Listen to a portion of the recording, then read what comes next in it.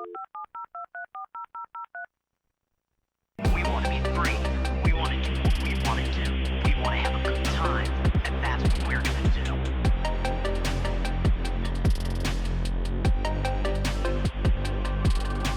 We're going to have a good time. Hello, everyone, and welcome back to the first episode of 2026 for Bygone Bros. Happy New Year, Trevor. How you doing? Doing well. Happy New Year to you too. Looking very festive back there with the fireworks.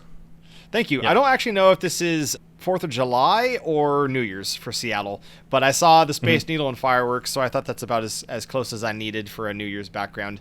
Yep. Today's episode is a little different from ones that we've done before.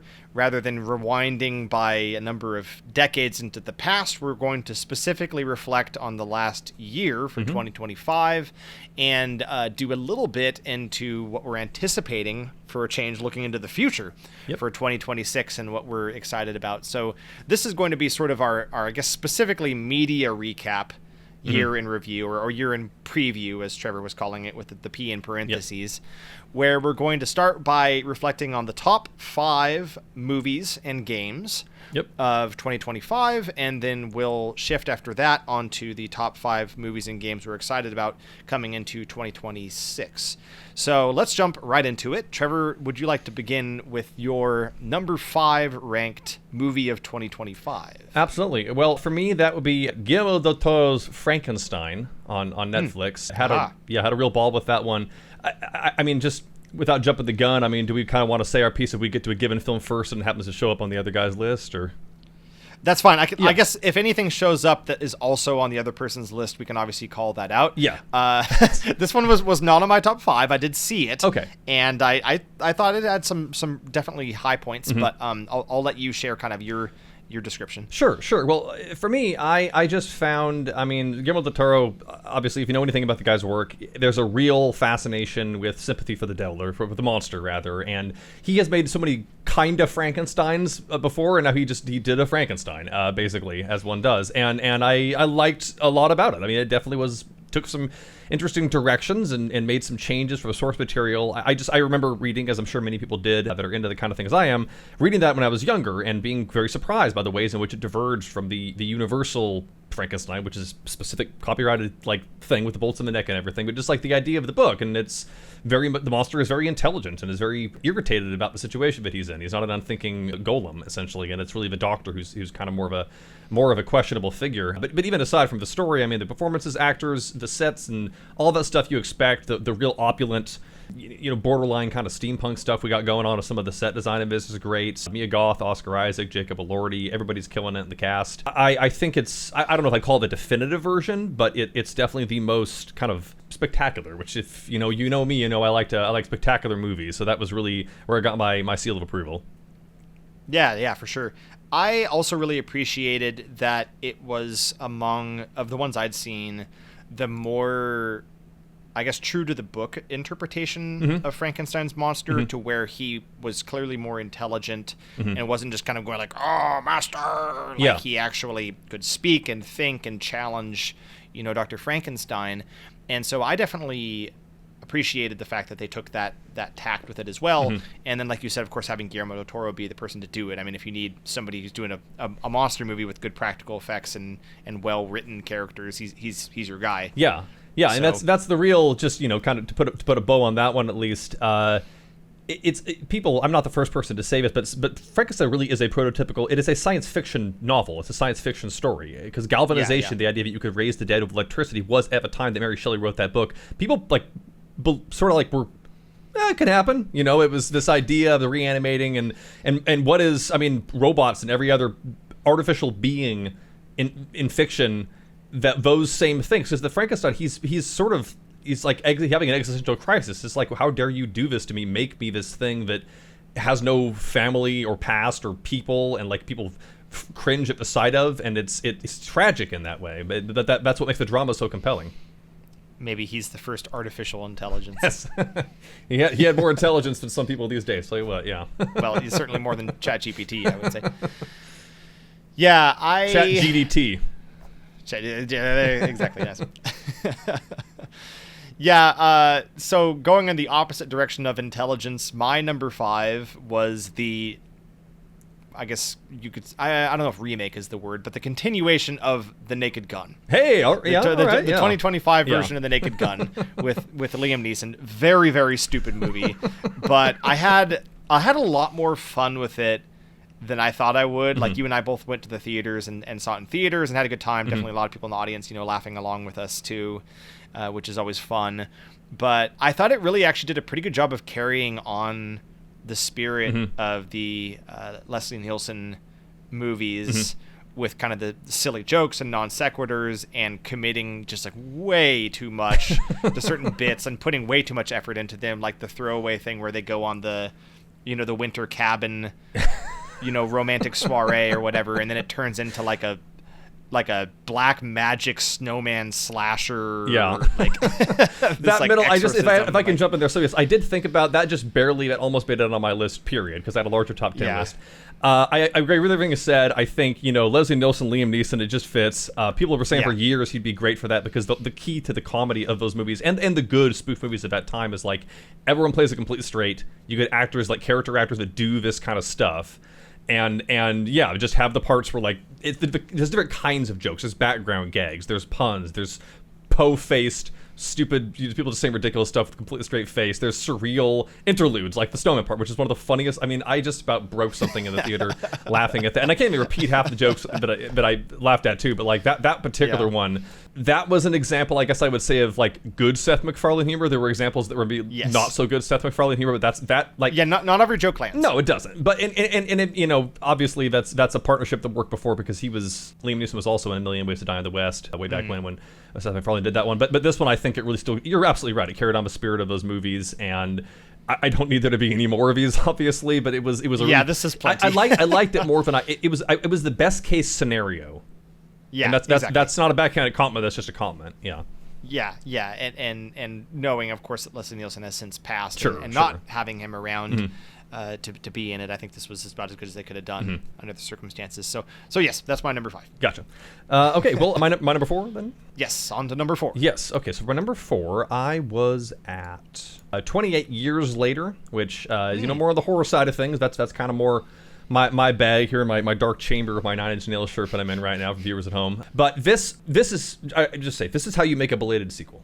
Because the first one was like, I don't know the exact year, I'm embarrassed. I think 01 or 02. Well, it would have had to have been, because I know a lot of the imagery, and it was very much kind of post 9/11. And then there was a sequel a couple of years later, which is but this is the original director, Danny Boyle, writer Alex Garland, back in that part of the world. This kind of, now it's an alternate timeline, like this zombie, I mean, just for anybody who doesn't know, 28 Days Later, really seminal zombie apocalypse movie. Didn't invent but popularized the idea of quote unquote rage zombies, like fast. It's a rabies. It's a variant of rabies that infects people. So this is set in like the future on this island off of Scotland, and they're doing their own little island commune thing there. This little kid's mom gets sick. He doesn't like his dad, so he goes to the mainland to try to find this mad doctor. Ray Fiennes, heck of a pivot from Conclave. He's out there, and they think they can help. And as sort of happens in these movies, these kinds of movies, bad stuff happens along the way. There's bad people. There's bad zombies. They really just tense action sequences. There are these like, I don't know what to call it, kill cam shots. It's like Danny Boyle as a director, he always has like a very interesting visual style that he will try to like pick for his movies. Like the first one was shot on digital. It looks very grainy, and that's very much to its benefit. And this one, they shot it on iPhones, like souped up, like Hollywood iPhones, all this rigging and stuff. But like it's shot on iPhones, and they'll do like this pivot, like half bullet time, like when somebody gets a zombie gets an arrow through their head, it goes. Because they just got like a row of these things and did like a bullet time thing basically. So didn't always work, but it looked interesting. And there's a lot of other great shots. Score's great. Like and the human stuff is still there. Like it's a monster movie, but that's secondary to what it's doing with the characters. Like I was almost kind of choking up a little bit at the end. It really had a very powerful, really gets you right in the feels in the climax. Nice. Yeah. I did not get a chance to see that one. I don't, in general, have a ton of experience with the zombie films, but the few I have seen here and there, I don't know why this was the one that came to mind when you were talking about having some kind of like emotive moments amidst the horror. But I Am Legend, actually, sure. I have enjoyed in parts. I know that obviously the ending's controversial, and Will Smithing, but at the same time, there are some moments in that movie that also genuinely, I really was feeling for the character and feeling for what was happening, and The dog. And the poor dog. Yeah, Yeah. the stuff with the dog especially is really, really hard to watch. Yeah. So blending those horror elements with human elements and grounding it in like what people are going through instead of just having it be sensationalist, I can see that being a definitely a great feature. Yeah, without question. Of a film. So I feel really silly because I feel like you're providing these really powerful and like sincere films, and then I keep bringing. I'm it not back trying. to I'm not trying to something- stunt on you. I'm just. I write these things down. I know you clearly just have better taste in movies than I do. There's no point in stalling. My number 4 is Sonic the Hedgehog 3. I'm gonna let you say your piece, but I've got good things to say about it too. Credit where it's due. So Sonic the Hedgehog and Sonic the Hedgehog 2 are not very good films. They lean pretty heavily into the trope of like a CG character being put into the real world and then some doofus having to kind of take care of them while they learn what it's like to be in the real world. And so they had, of course, James Marsden back to do that. And that's his name, right? James Marsden? James Marsden, yeah. James Marsden, right, because he's done a couple of these with like Hop and some other stuff, right? Yeah. So yeah. he's Chris back Pratt's in the saddle. not available. Yes, exactly. I got nothing against the guy. He's great. Yeah. He's come back as Cyclops. That's great. Yeah. But by the time they got around to Sonic the Hedgehog 3, they finally got through all of those things, and they kind of almost got forced into like, okay, now we actually have to use source material. And when we finally got to that, and the characters had already been introduced and established, finally you're getting Sonic, Tails, Knuckles, and then of course Shadow with Keanu Reeves, which is such an inspired choice. Yes. And then you're getting all of these great references to Sonic Adventure 2, which is like my favorite Sonic game of all time. I have so many great memories of that. The soundtrack, the kind of the Owl the Edge with Shadow. Yes. they hit all of my favorite notes with that, and actually had some genuinely emotional moments with Shadow's backstory, what he goes through as a character. I thought they actually did a really good job, especially since this is fundamentally a movie for kids, still managing to handle some of those more mature themes in a way that had me feeling for those moments. And then, of course, Jim Carrey as Robotnik, as Eggman, just the most unhinged he's ever been.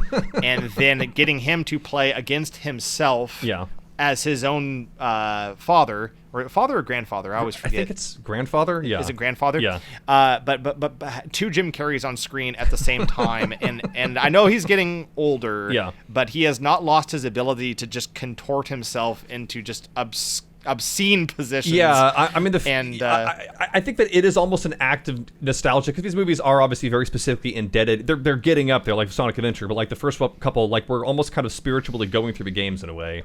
And with that, like Sonic is obviously still around, but I think for many people he is very quintessentially like a 90s Y2K kind of character in terms of aesthetics and attitude and tone. And what is more 90s than having like Jim Carrey play a villain and then also play multiple roles? Like that's just such a flippin' 90s. Like that was like, we did that all the time. Like Jim Carrey or Eddie Murphy and then play 4 different people in a movie. And that's basically what this is. And this is not like spiritually comparable, but it almost reminds me of like, speaking of Keanu Reeves, like John Wick, where it's like, this guy has not had any work in a while. We know he can do it. We just got to give him something to cook with. And this is like, Jim Carrey's been in stuff, but like it's been a while since he had like a major role. And he is just so, I mean, specifically like this again, it takes 3 movies to actually have him kind of look like Eggman, but like once he's finally there, he's completely there. And I'm totally into it. Yeah. And let us be clear. This is not Jim Carrey playing Eggman. This is Eggman as Jim Carrey. Yeah. Like, this is not how this character behaves in the video games at all. No, it's not. It doesn't matter. No, it's like, I mean, he's one of those actors where it's like, in a comedy, it's like, Arnold Schwarzenegger plays anybody, it's just Arnold Schwarzenegger, you're not terribly concerned with the character. Yes. Jim Carrey is kind of like that, like, it's Jim Carrey, it's the Grinch as Jim Carrey, or it's like you know what you're getting in for. No one's going to be fooled into, thinking that Jim Carrey is somebody else. I mean, he has that kind of personality and that kind of performance. So, it is, he leans into it. It's, I mean, what I would compare it to in that way is like Series of Unfortunate Events, where, not to get on a Series of Unfortunate Events side tangent, which happens only once a year for me. But he, that character does not behave anything like that in the books. That he's a whole tangents where he's just doing nonsense that has nothing to, because it became a Jim Carrey movie. And like he has like he has his own gravity where everything just sort of gets pulled into his orbit for a project. But like you said, even still, they finally got a look at the characters down. They finally just all the little references and Easter eggs. Man, that's what we're here for. We're not. You're right. It's the same thing as a Super Mario Brothers movie. This is not meant to be high art, and nor should it be. And I think that these honestly have kept getting better. The first one was unwatchable to me. The second one I thought was all right. This one was pretty fun. I had a good time with it. Yeah, absolutely. All right, on to number 3. Okay, let's see. My number 3 is Superman. I went with James Gunn's Superman. I figured I was going to like that, but I was really not prepared for how much I liked it, especially because, where it kind of comes in. Because we've had all these reboots, we've had all these Supermans, the whole drama with Henry Cavill, and like all the stuff that didn't happen with Justice League and everything. The shadow of Zack Snyder and Joss Whedon really hung heavy over that universe for a while, and everybody's got conflicting opinions about those people and their work. And there are things I found to like about all the DC movies so far, but they're, even with Marvel being kind of weak sauce these days, their hit-to-miss ratio in DC is like, you either make something that's like awesome, or at least very clearly cribbing from awesome things like Joker or the Batman, or you've just got the most incomplete, unwatchable nonsense you've ever seen, like Suicide Squad. And I think it's like they basically got, I didn't watch it or read it or whatever. I swear there was like almost like a State of the Union address or press release of James Gunn a couple years ago where it's like, all right, here's the plan. We're going to get the ship upright. And this is really the opening act of that. And I think it felt very confident. It felt very fun. It had the right balance in terms of the James Gunn style, where it's like it is kind of goofy and irreverent, but like it recognizes that this is Superman, and so that ultimately it is very positive and very, friendly. Like, I mean, there are and there are all these other characters, but I don't feel like I was confused by not knowing who they were. I feel like in some lesser superhero movies, you have to understand who so-and-so is, and I'm like, I have no idea who Mr. Terrific is, and then I watched, like, oh, this is Mr. Terrific. This is him. This is what he does. I get it. And then I walked, and he was like one of my favorite characters, and there's all these other people like, hey, if you know what a Green Lantern is, great, and obviously if you know what Superman is, great, but like, it's very it's very economical with how it introduces this information. I mean, I can't imagine there's a soul alive who would see this not knowing who Superman was or knowing who anybody in this was, but even if you were, I feel like you'd be able to get it. Like, it doesn't... knowing the backstory helps, but they also don't do that thing where you show for the fifth time how Batman's family died or whatever. Like, it understands... It's 2025 when this came out. We're living... Like, everybody knows the gist of this stuff, but this take on it... I mean, it's kind of schmaltzy, but, like, a lot that's going on in the world and stuff, I think it's really nice that they... the Superman that we kind of got before was... I mean, Henry Cavill's great, and, like, there are aspects of those movies that are great, but it really was a very... bitter and brooding and kind of malign take on that whole universe, and I think maybe that's where people's brains were for the 2000s or the 2010s, but I feel like this really is like, well, what makes Superman special or what makes him different, and also all these other media we've had where it's like, oh, evil Superman, like, I'm not, The Boys and these things, like, those are fun in their own way, but it was like, no, if Superman is going to be different from those guys, like, he has to, like, really be different, like, in personality, not just power set. And that's the whole thing, is like, he's Superman, like, he can do all this awesome stuff that Superman can do, but his thing that makes him, like, he had that speech at the end where it's like, that's what his superpower is like, being a human or being kind, is like, I make mistakes, I screw up, and he has moments of vulnerability. Like, that's what makes him human. And I know that it's a little controversial, kind of the decision they made to change kind of his backstory. At least that's what they say in this movie. I don't mind that, though, because I think it tweaks the backstory and makes it be like, well, what he learned on Earth, what he gained on Earth, was not just powers that he didn't have before. He gained humanity, because this version of him is like, well, if he grew up on his planet, he might kind of suck. He might be an awful person, or he might be the thing that people fear that someone like that would become. But he was raised by good people and became a good person on top of being a demigod, which I think is a really great message. Yeah, I agree. I agree with all your points, and I think that there is an element too, like to what you were touching on with kind of it's not it's not how you're born, it's what you choose to do. What I always forget that Mewtwo quote from Pokemon the first movie. That it is not. I see now that the circumstances of one's birth are irrelevant. It is what you do with the gift of life that determines who you are. Yeah, it's a really great quote, and surprisingly profound coming from a Pokemon movie. Yeah. but it's a similar thing to where Superman crash lands on this planet, and he comes from I guess we'll maybe avoid spoilers, but like he comes from a planet that has very different motivations and expectations of him and what he's supposed to be, and he is just like, no, like that's not the person I'm going to be, and this is how I'm going to approach the world. And I thought the movie had a lot of really positive themes. Yeah. So I'd absolutely agree with that. My number 3 is actually also a superhero movie. Okay. But a different one on the other side of the aisle. It was Marvel's Thunderbolts. Hey, yeah. And I think in full perspective, it for me it was sort of since kind of post Endgame, it was one of the first Marvel movies since then that I thought came back to being pretty good.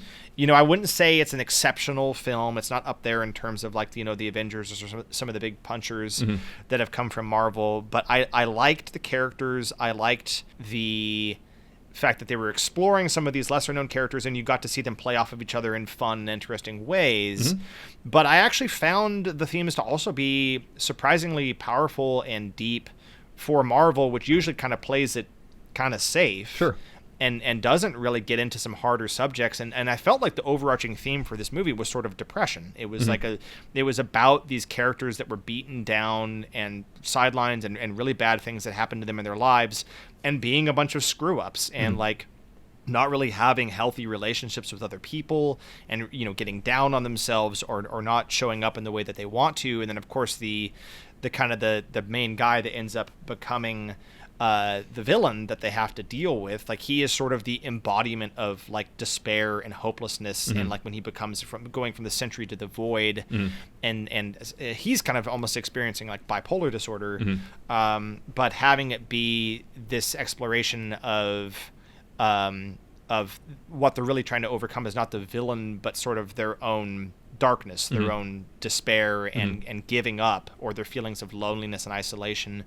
I think that those are themes that resonate with a lot of people. I would speak that those were things that resonated with me, and I was definitely tearing up in some of those scenes, especially the ending where he's able to literally overcome his own demons, and through the power sounds kind of cheesy, but basically through the power of friendship realizes he's not alone, he's not worthless, and he's you know, ultimately able to find value in himself and to know that things can get better. And that it's through our connections and the support of the people in our lives that we're able to get out of that and overcome that darkness that can sometimes kind of well up within us. So that's a lot for a Marvel movie that I feel like they don't normally, you know, dig that deep. But I think that really, I thought was a powerful theme. And I liked, you know, the kind of the fun banter and the stuff between the characters. Other than kind of some of those themes they were exploring, it's not like among my top-rated Marvel films, but I walked out of it feeling a lot more of an impact than I thought I would for the movie that I was going in to see. Yeah, no, I enjoyed it too. That I considered that putting on my list. It almost was kind of an honorable mention. I do recall, because there was a window of time where I wasn't sure. I was pretty sour on the Marvel movies, and so I know that you had let me kind of know a recap of what had happened. So I didn't really, you know, that kind of twist at the end. But I thought that was really interesting, and I still enjoyed it. The journey that it took me on was interesting. But like that is a very clever thing that they sort of do. We're taking this sort of what seems like a random, irreverent side character of it's just some random, unexplained dude named Bob, and he becomes this very significant figure near the end. But I think, yeah, no, it really, and it does something kind of on the other side, a little bit like the Superman thing, where you take this person who is given these powers all of a sudden, but already has kind of their own demons, and it's something that happens later in life, and he's sort of very hesitant and not sure how to feel about it, but then lets that sort of succumbs to that. And I think that it really speaks to a lot of people that might be in a situation where they're dealing with that kind of difficult feelings, and in our own real world it can manifest in ways where people might lash out or say or do really pretty bad things because they feel like they're not getting what they should, or that they're not right somehow, or they're being wronged in some way.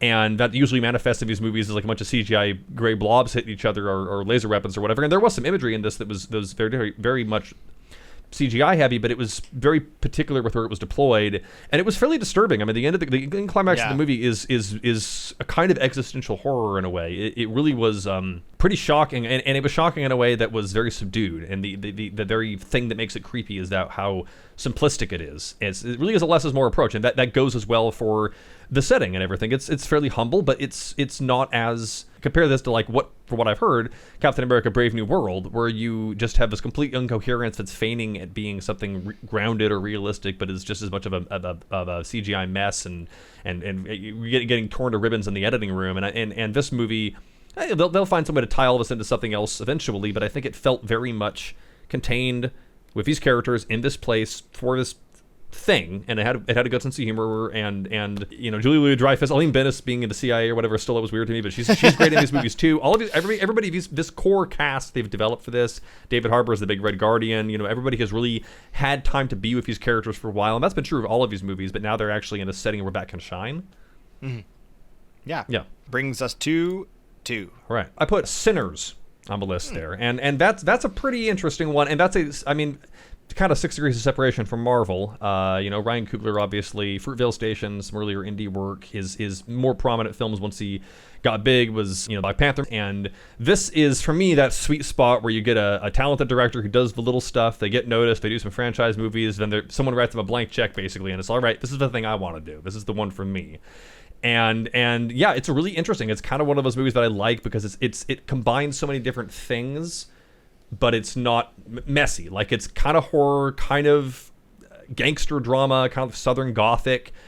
A lot of, NSFW stuff in there, but like it's exciting in every sense of the word. The metaphor that it chooses to go with vampires, I mean, it's a vampire movie, that's not really a spoiler, is very interesting. It has a lot of really kind of interesting things to say about the metaphor of being parasitic or a leech in terms of culture or assimilation, but that's not just it. I mean, like the music is great. The music is the main thing because it's about the power of the blues and all those things that were kind of important in Black Southern communities specifically, but just across time, and how those things can sort of bring people together, but also attract people that might want to sort of exploit that in some way. And there's a music sequence in the middle which is just totally awesome, and everybody who sees it agrees that it's great. It's like this tracking shot, and it's kind of allegorical. It's not meant to be literal, but like people from different time periods are all dancing to the same music. So you have tribal dancers, you've got like 90s rappers, you've got people from the 30s and like suspenders. Like, it's a very artful, allegorical, like, it's one of those things where you're watching, it's like, oh, this, as I was watching, it was like, oh, this is gonna be one of my favorite things I see this year, isn't it? Okay. Yeah, I heard about that scene too, and that sounds like a really great way to visualize the power of music and the way it transcends time, and how it can unite us not only in the present, from different places coming together for the enjoyment of music, but actually across generations. It's a timeless thing in that way. I unfortunately also missed that one. I know a lot of people have been recommending it. I'm very careful about like horror movies because I get freaked out by some of that stuff. Fair. But hearing from you, maybe I'll come around. I'll try to see it anyway. I didn't find it that scary. I would say that vampire movies obviously are and can be horror movies, but I feel like it really wasn't that scary. I would say it was almost more like kind of like a sexy action movie or like a sexy like thriller. Like there was like blood and stuff, but I didn't linger on it. I didn't. Okay. I wouldn't say it's any more violence than you would get. Like, if you've watched or enjoyed a movie with like a vampire, or even something like the Terminator movies, which are like ostensibly horror and there is some violence, but it's more, the focus is not. I don't know. I think you could take it, but like, to each their own. Okay. Yeah. Well, I mean, based on your description, it does sound pretty good. So maybe at some point I will try to get around to catching it.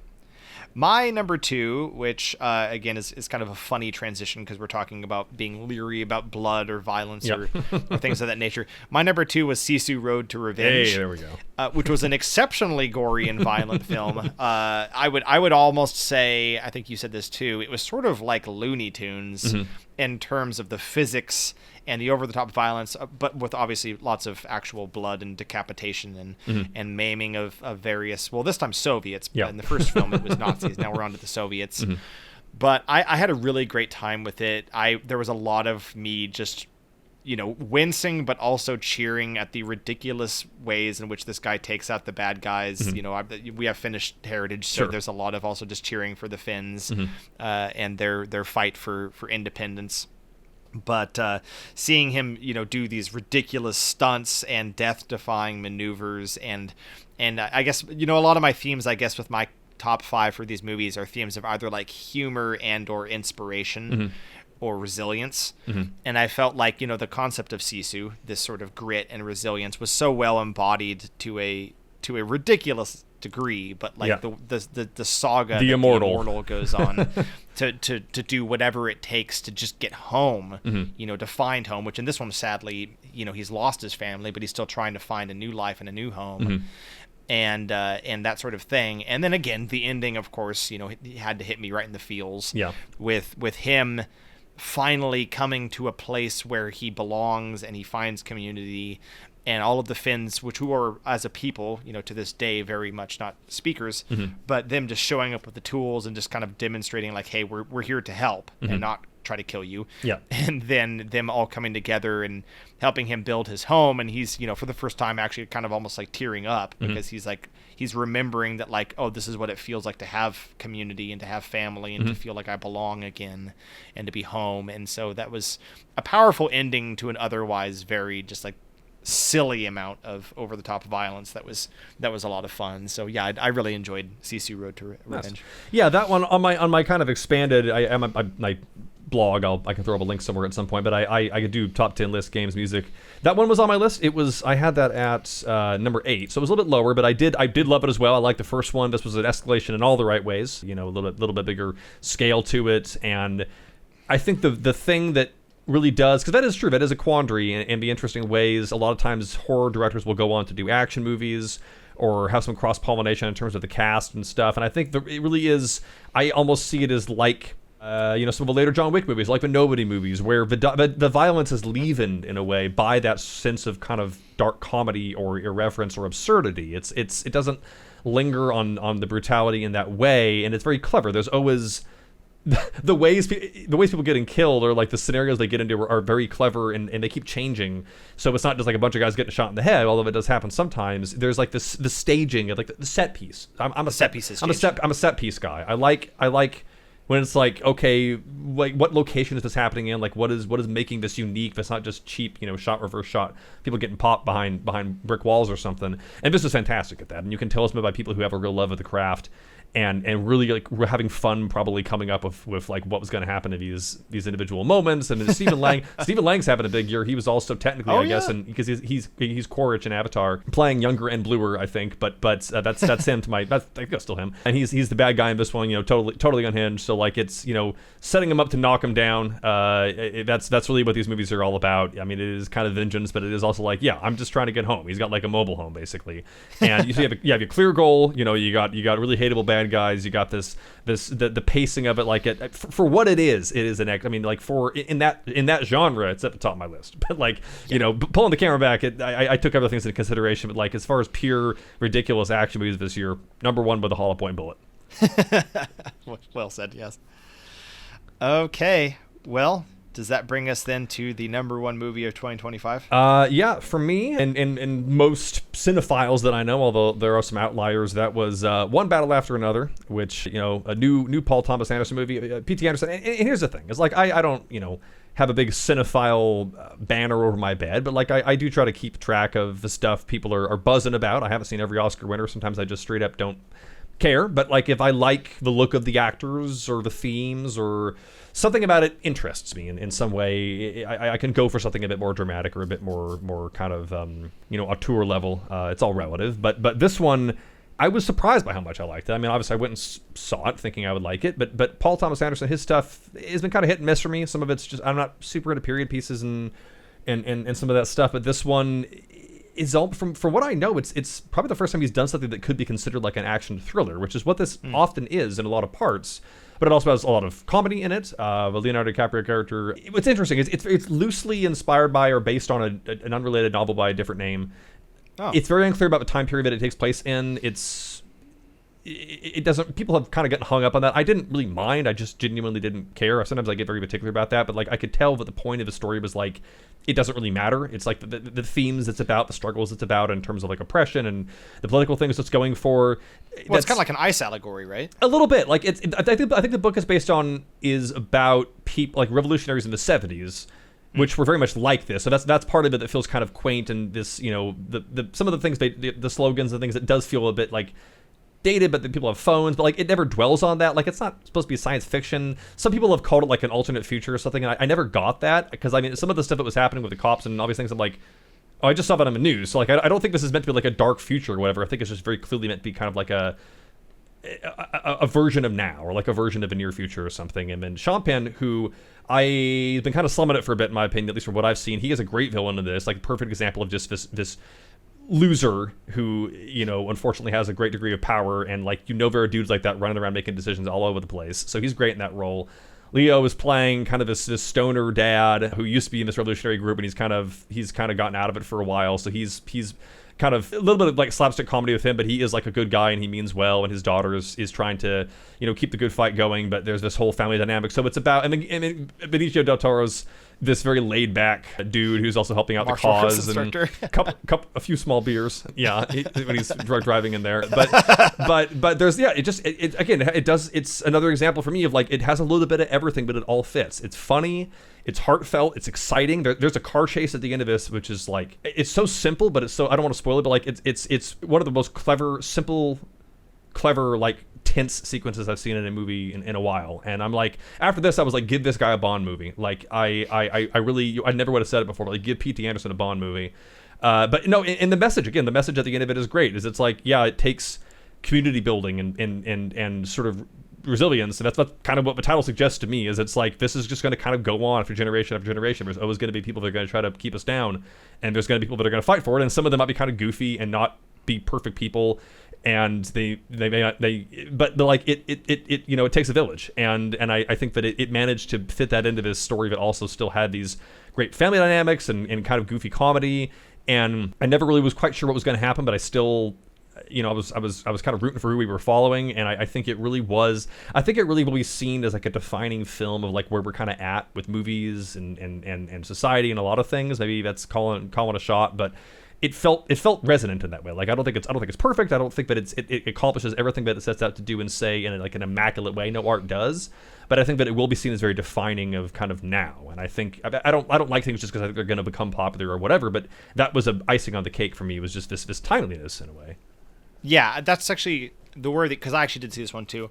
And I would say the timeliness is definitely how I would describe it too, in terms of the themes of dealing with like, just kind of brutal crackdowns on, immigration and the way that's being mishandled.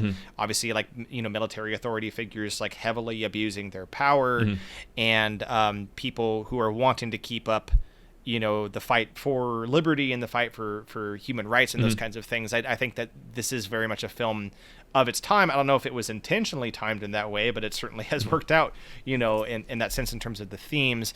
I hate to break it to you, I did not like this movie. I really did not personally enjoy it. I understand. I think all of the points that you shared are completely valid, and reasonable positions for enjoying it. But for whatever reason, it just did not click for me. That's fair. I kind of found some of the dialogue a little bit clunky at times. A lot of the scenes where I think I was supposed to have laughed, I just didn't. For whatever reason, it never really clicked with me. Maybe it's because I don't really find stoner humor all that funny, or like, I don't know. Like, there was a lot of stuff I saw there to where like, I really like Leonardo DiCaprio. I haven't seen a ton of Sean Penn stuff. I did think he was a great villain to hate, and it was very satisfying to see him essentially get double killed. Yeah. Where he gets like, spoiler, but like Yeah. he gets blown up, and then he gets like asphyxiated in a room after he's like horribly disfigured. Yeah. And he's a horrible dude. So like that was pretty great.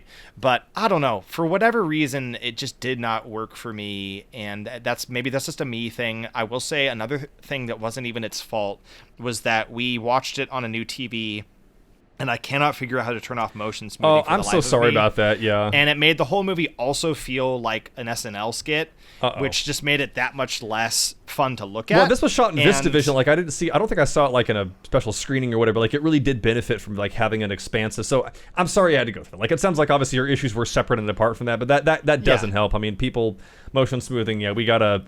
Well, the car chase you were talking about, Yeah. watching that with motion smoothing actually was giving me motion sickness. Oh no, I'm so sorry. Like there's like a kind of an undulating Yeah. part on the road, and Yeah. it was like, I don't feel good, and I was already not feeling good watching it. So yeah, one that's bathroom not fair. after another.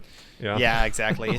one sickness after another. But again, that's not me saying this is a bad movie. It's me saying I did not enjoy it, but I totally understand your reasons for enjoying it, and I can't fault the fact that there was clearly a really great directorial vision and way they went about it. But it didn't work for me, I guess, for my tastes. But again, I'm the guy who's got like Marvel movies and Sonic the Hedgehog 3 and the Naked Gun. So like don't take me as like a thespian Different of the strokes arts for or whatever. different folks. But now I'm curious, what's your number one?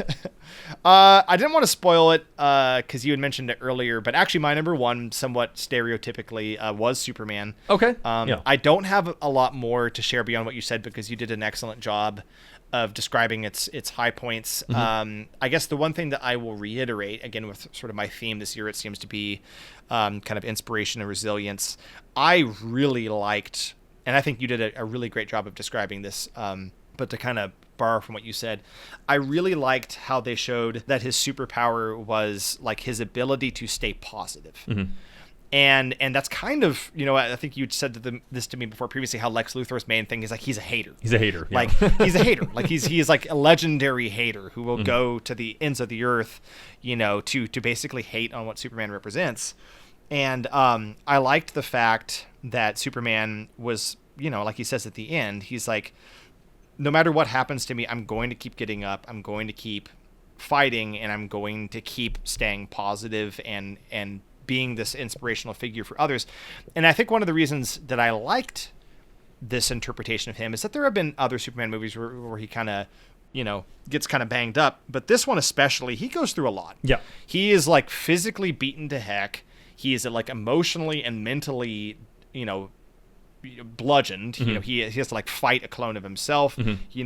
Sees people get abused and kidnapped and all these horrible things just to get at him.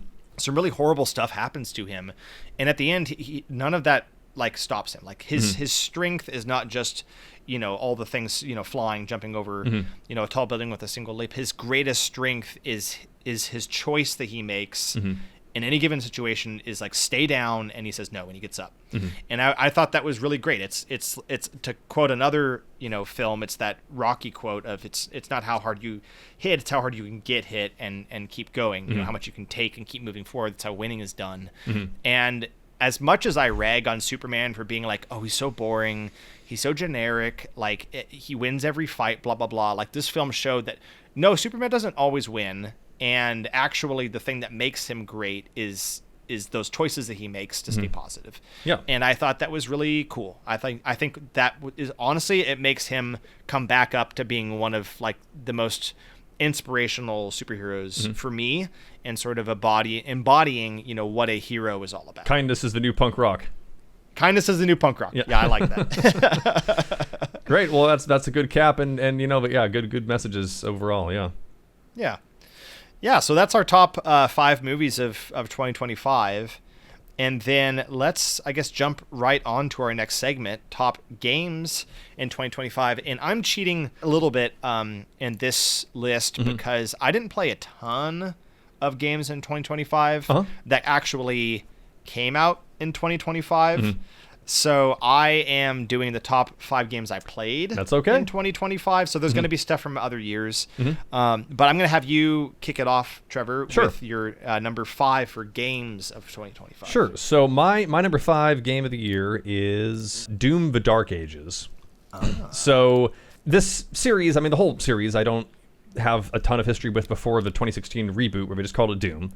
But I just loved, again, that balance where it's like it is really graphic and gory, but it has a very dark sense of humor to it. This heavy metal van art absurdity of everything that's going on, and really leaning into that. And the Mick Gordon score was so great. And Doom Eternal, the Marauders are bad, and there's a lot of things about it I don't like. But like it does go even further and commit to that, and it's just so ridiculous. And the gleeful violence of it in its own sort of perverse way is my kind of my candy. And this one was interesting. It took a different direction. I never played any of the Quake games, but I've heard people say that this effectively cannibalizes that because you're overtly going into like some medieval planet, and the plot makes no sense. Like, I really have never cared less about the story or the plot. Yeah. And I genuinely try in these games to get interested in the plot, but it was kind of it's there. They seem to think that you should care about it, but for me, it really was just the combat loop. And that's something that's kind of hard to like verbalize if you don't play games. And I'm assuming some people that listen to this do or don't, but there's a difference between like something that you don't get out of a movie or any other visual medium is it's not just about what is happening on screen, but is it like satisfying to do? Like, are you just, it's one thing, just there's quote unquote walking sim games where you move forward, or there's puzzle games, like the mechanical actions. And in this one, the combat loop, as the term I believe is, of between the enemies is different in all of these games. And in this one, the emphasis is on melee attacks. And I didn't really use bows a whole lot because you have this buzzsaw, like Captain America type shield where you can ram into people and throw it, and you do have all these guns, these ridiculous monsters that you're taking out. But the main thing is the bashing into people and this animal's sense of that and like parrying things. And my thumb was like physically hurting because you pushed into R3 or whatever. And it was like I was getting this physical feedback from playing the game. and you get into the mindset of being this kind of berserker figure where after a couple of rounds of this, you're just like... rip and tear. Yeah, rip and tear, as the phrase goes. And so it commits to that. You have these absurd set pieces and the environments that you go through. The coolest thing I've ever seen in any piece of media, which is fist fighting Cthulhu in a mech in hell. And the surprising thing too is it was actually, I found it very easy, and I could have changed that by changing the difficulty level. But the first two games were so hard, Eternal especially, that by the time I realized that was happening, I kind of decided to ride with it. But if I went back to play it again, I might actually bump it up because it has modular difficulties you can adjust, which a lot of games are doing these days, and I kind of like. You can adjust the parry window, like you can independently, the things that you want to be more difficult, you can fiddle with. It literally won an award for accessibility. Yeah, no, but I genuinely like. I mean, it's fine. Like if no one's got a gun to my head. I mean, if I want to make a game hard, I'm totally the guy. I'm not above that, but I think it was almost kind of fun to do sort of a victory lap after the tribulations of Doom Eternal, and I never beat the DLC, it was way too hard, but like to kind of have a bit of a softball where it's like I am just plowing through all of these guys and taking down the devil and whatever without barely breaking a sweat. Like I like thinking man's games. There'll be some more further down my list, but this one was just pure ridiculous goofy violence. Yeah. yeah, no, for sure. This one actually was my number 4. Okay. For games I played in 2025, and for all the reasons you described, it was a ton of fun. You're just smashing through all these people with these really fun, zany weapons. The environments are really cool and varied. Mm-hmm. I think that the overpowered sense of the difficulty, like you said, could have been adjusted, but I was fine with it because I think it suits the character. Sure. He is meant to be that powerful, and he is meant to be able to just mow them down. That's why he's like a human weapon. Yeah, he's a human weapon, and that's why Hell was afraid of him. Yeah. Is because he's just that powerful. So I was like, that's fine. And then man literally too angry to die, that actually does finally happen in this. Yes, that was an excellent sequence where you come back from the dead. Yeah. Another spoiler, sorry. Yeah. But yeah, that was really awesome. So no, I totally agree, and that's my number 4, without a doubt, is Doom the Dark Ages. Had an excellent time with that game. My number 5, which I know I've played more of than you, was Elden Ring and Night Rain. Okay. I actually...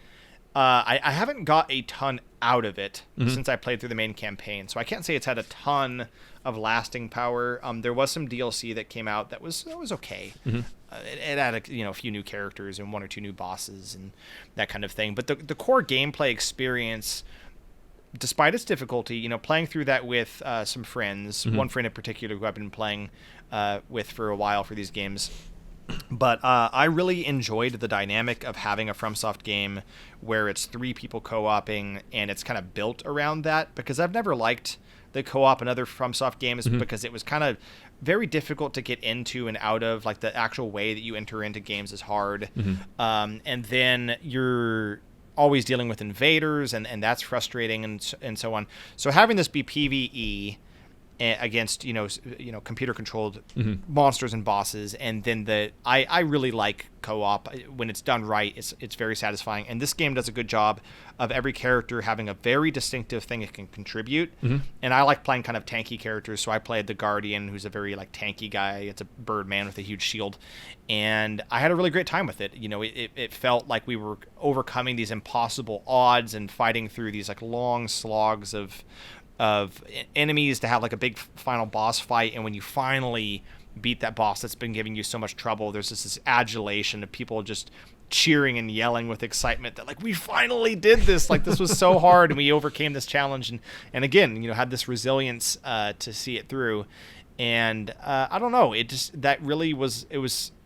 took that sense of FromSoft games where you're like, I finally beat this boss that's been giving me so much trouble, but then it had that multiplier of we beat this boss that was giving us so much trouble. And so that part of it I had a good time with. Nice. Yeah, and I did play a bit of it. I wasn't sure how to feel about the concept of it, but it really wasn't for me, unfortunately. Maybe I just got a bad internet connection or bad results from the first couple rounds I did. But to me, the value of that game, I mean, Elden Ring, one of my favorite games, period, but it was definitely number 1 for 2022. The thing about it to me that made it so cool was the leisurely pace and the single player solitary aspect, and to just speed it up and make it into this Fortnite thing was almost kind of heretical to me. I mean, I know that it's its own thing, whatever, it's their product, they can do what they want with the assets, but it just wasn't what I came to that property for. And I have enjoyed multiplayer games before, and I'll do so again. But just that to me didn't seem like a good fit. And I think maybe if I were to go back to it after some of the updates, maybe I'd feel differently. But it honestly was kind of a letdown for me. The numbers don't lie, so if people are having fun with it, then that's all right. Yeah, absolutely, and I agree with all the points that you made, and I also kind of have criticisms for it because of those reasons. So for me, it's like as a one-off experience, I enjoyed it, but I do kind of hope it's not the future for the series. To be honest, it was just sort of a contained spin-off. Sure. Well, we've already heard my number 4, which was Doom: The Dark Ages, but what was your number 4? My number 4 was Chronos: The New Dawn. Now, this one might require a little bit of context. So, Bloober Team, the developer, they're a Polish developer. They have an interesting history. There's videos you can watch on the subject, but basically, for a long time, they were kind of a shovelware developer that just made rip-offs of other games. They were kind of like the asylum of game developers. And they started making horror games. Their first major one was Layers of Fear, which was heavily inspired by PT. And people who have stronger opinions than I do about Silent Hill were a little bit up in arms about that. I don't care. I don't think there's anything wrong with taking heavy inspiration from a demo that doesn't exist anymore. So, yeah, whatever. But like, their games, even when they started doing horror, have historically been they wear their influences on their sleeves to the point where some people have wondered if it's legally okay. But over time, they have credit where it's due. They've gotten better. They've gotten more. Started doing more original projects that have kind of more of a vision to them. They made the Silent Hill 2 remake, which I think was, there's no replace the original, but it was better than expected. And this is their probably the most prominent new property. Again, very, very clear with its inspirations. Its major inspiration is Dead Space, to the point where stomping on things is not really that relevant to most of the game, but like it was in Dead Space. So, I would say some of the other things that it takes inspiration from is like The Thing. There's a lot of body horror. 12 Monkeys, if you've seen that movie. It's a time travel story, but it's very mysterious. The things that set it apart from other games in this subgenre, which is to say the gun over the shoulder like Resident Evil 4 type thing, is there is a lot of action and horror and stuff, but it's very mysterious. It takes you a very long time to understand what is going on. It invents this elaborate lore, but it's very cryptic. And until when I beat the game, I still wasn't sure what had really happened. I mean, I got it. It wasn't totally opaque like a FromSoft game, but you're playing as a character without giving too much away, because really, if you like action games and this type of action game, third-person action specifically, I would really play it. Like, it is very much a throwback to, like, I always forget the numbers as much as I play games, whatever generation of the 360 era games. I mean, the graphics are great, but like it very much is of that kind in terms of tone and everything. But it's very mysterious about what's happening and why it's happening. And the character that you're playing as is a person who, it's not clear who they are or what their memory is and why they're even doing what they're doing, but they know that they have to do it. It has a very kind of nightmare logic to it, but there is a method to the madness. And for anybody who plays action and horror games, you will recognize a lot of very familiar things, but there's little touches. The enemies like merge after they die. Like if there's a dead body that you drop, another live one can come along and suck them in and gain their abilities. So you have to don't let them merge is like the thing. Like you can't let a live enemy get too close to a dead one. And the weapons have a charge up where you can do a short blast or charge it up. So there's a lot of tension, and you can upgrade this with points. But when you're trying to get a shot off and they're coming at you, and it's like, oh, I want to get the powerful shot. Wait, and then you let it go. And there's a kickback too. It's like there's the physical feeling of it is really again, the feel of the game is not just pew, pew, pew, but there's this real, you're in a heavy suit, you feel like you're lumbering and stomping, and you feel the physical nature of the character is really critical, and the look of it is the tech. It's like this alternate 80s post-apocalyptic Poland, so there's things floating everywhere and everything is covered in the art design is really great. So all my little things that I check on these kinds of games and it was tough. I was frustrated. I quit a couple times and picked it back up, but it made it feel kind of more rewarding, and it wasn't prohibitively difficult. It wasn't difficult for the sake of it. It's difficult because you're supposed to feel scared and tense. You are a person that is going to get clapped by these creatures in your little diving suit if you don't stand up straight. So it felt like it was purposeful in that way. Yeah. I need to plug your spooky stream. I need to catch up on your spooky stream recordings that you've done for that game, because it genuinely did interest me to see your experience. I just need to set aside some time. And it's got multiple endings. Yeah. Multiple endings. But I generally I'm cautious about horror. I have been trying to dip my toes into it a little bit more with your recommendations for things like some of the Resident Evils. But it did genuinely interest me, the aesthetic and the trailer and the things you've shared about it. It sounds very interesting to me too. Yep. So my number 3 is a FromSoft Black Myth Wukong. I did Yeah. finally get around to playing that, and I definitely had. Speaking of difficulty, very difficult game. Actually, there was a particular boss that's a secret boss, and it was probably one of the hardest FromSoft-like bosses, Souls-like bosses, Yeah. I should say. Souls-like bosses that I've ever fought. It was extremely difficult, and I did finally do admittedly some cheesing, but I did finally manage to beat the boss. But what a cool aesthetic to explore a new culture that I hadn't really been exposed to much in games, which is sort of like traditional Chinese mythology with Sun Wukong. And, because I didn't have much knowledge or exposure, the enemy designs and the boss designs always were a surprise and really it was always very delightful, frustrating once you realized how hard it was, but every new enemy you would come across is like, what is that? Like, what am I looking at? Like, this thing is nuts, but it's also really cool. And that is one of my favorite things about Souls-like games is the design of the enemies and the creatures and the worlds. And this game had it all, and the weapon that, Wukong uses is such a unique and kind of neat weapon with the staff, and you're doing these crazy combos that are so satisfying when you land some like great big like smash attack on an enemy. So I had a really great time with it, and I'm excited to see what that studio does with the next game that's coming out. This is a character I know even less about than Wukong, so it'll be even more surprising. But despite the difficulty and frustrations on the whole, I had a really good time with Black Myth Wukong. So that's my number 3. Nice. Yeah, that was one of my favorites of 2024. I didn't beat it, still haven't. I got stuck on. You don't need to. It's extremely difficult. That's okay. A later boss, but I'm never in there. There's every year there's always some game where I'm like, okay, I haven't beaten this or don't know if I will, but like I'm picking up what it's putting down. And that one, absolutely. I mean, a lot of games, Japan has an outsized presence in the industry, so we see a lot of games in contemporary Japan and mythological Japan and whatever, feudal Japan, but yeah, China, pretty significant country, so like they're somewhat of a history. Yes, but there obviously have been games that have been based on that as well, but to have a relatively high profile in a genre that is known indeed for really leaning into cool creature design and like very detailed world design, Souls-like's really that's the good ones do that well. And this, there are some superficial similarities, but it really has its own unique feel. The graphics are great. The combat's very fast. Like, it's not a character action game, but it moves like it is in terms of how your people with staff and all the different forms and stuff. Like, and so it merges the two in that way, and it is still pretty tricky, but it has a real cleverness to the environments, and you'll have these little interludes that mix things up, and your little warthog bro character that's running around with his rake or whatever is fun. And there's so many bosses. Like, it's not a boss rush game, but like there's a ton of bosses in this game, even for like a Souls-like, and the way they're chained together, there's never a dull moment. So I really found that pretty delightful. Yeah. Yep. All right. Moving on to your number 3. My number 3, Death Stranding 2 on the beach. Another one that I need to play at some point. and I'll again, these games really live or die by just the revelations that happen. So I won't say too much, but it would have been higher. But I think I guess I was just surprised by the ways that it was similar to the first game, and that's good because I really loved the first one. The first one's one of my favorite games, and this is you're still delivering stuff, and there's the holograms. Like the gameplay mechanics are very similar.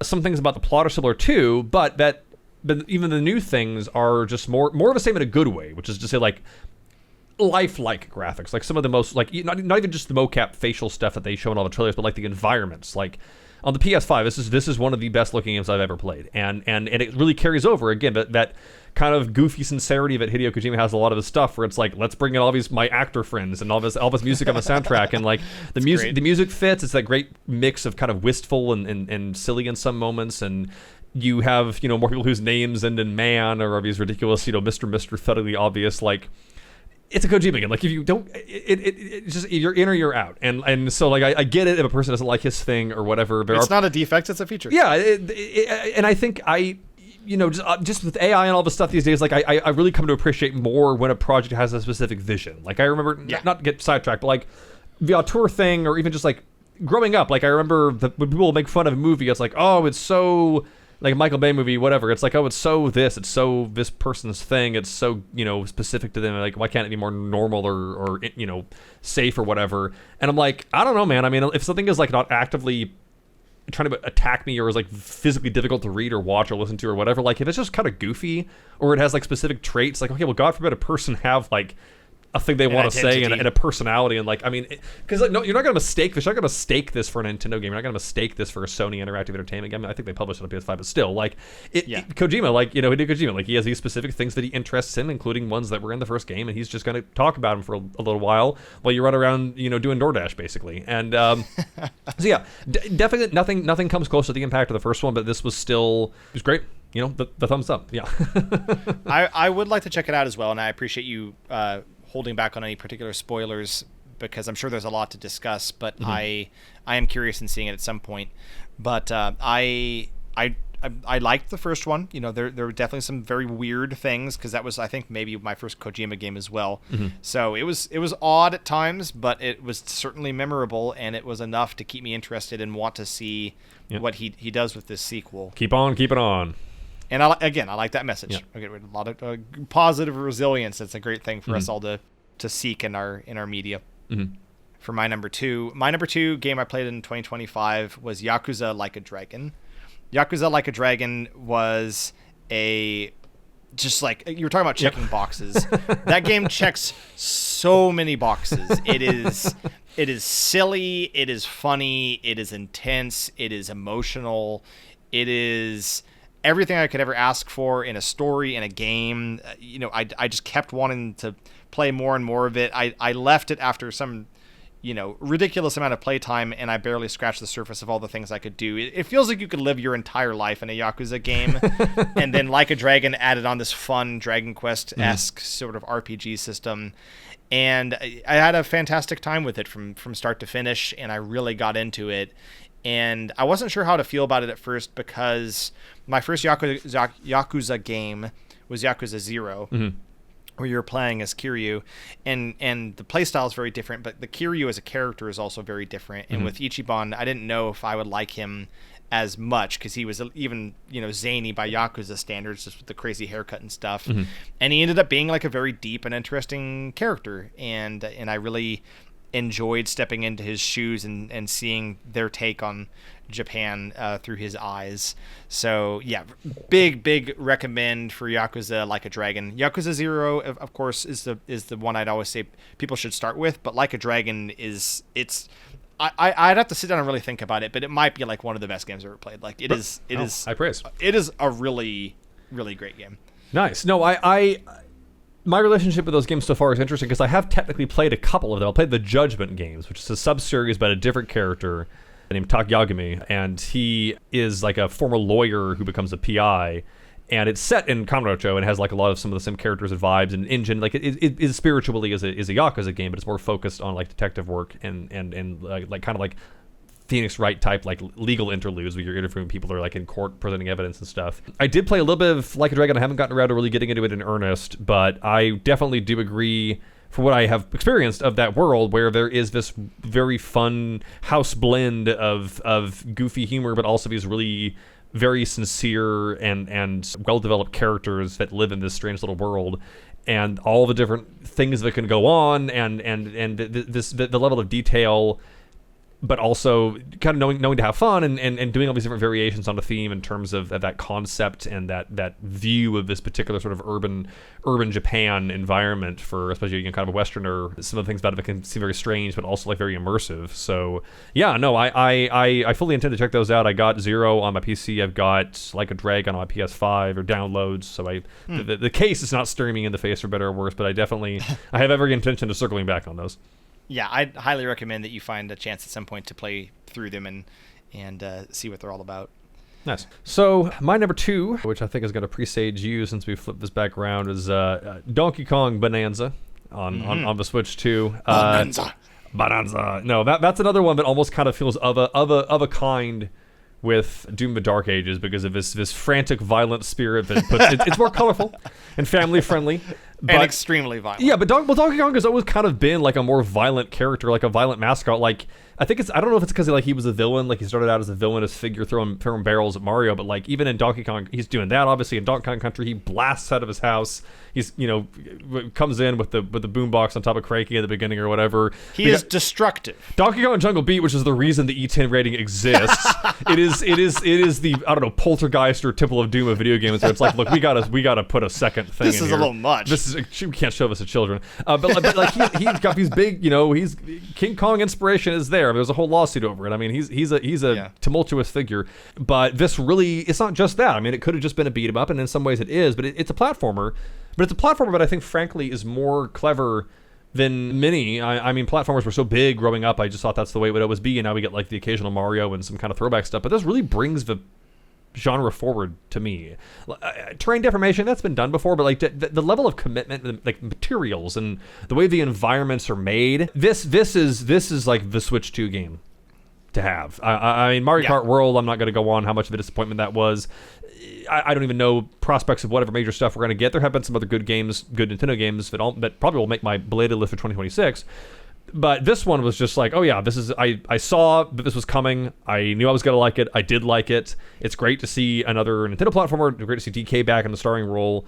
Fantastic time. Yeah. Yep. And I am going to segue into number one because this was my number one game of 2025. Yes, there we go.